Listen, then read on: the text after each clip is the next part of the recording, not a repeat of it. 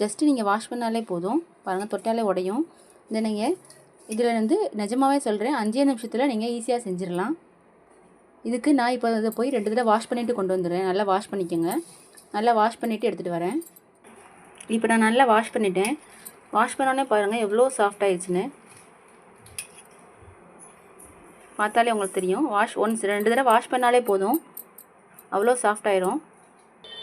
இந்த வாஷ் பண்ண அவலில் உங்களுக்கு தேவையான அளவுக்கு நீங்கள் சுகரோ இல்லை ஜாகரி பவுடரோ ஆட் பண்ணிக்கலாம்.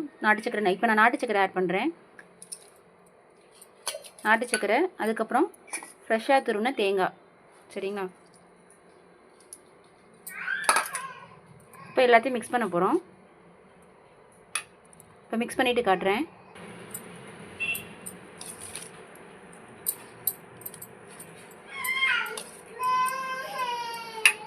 இப்போ நான் மிக்ஸ் பண்ணிட்டேன்.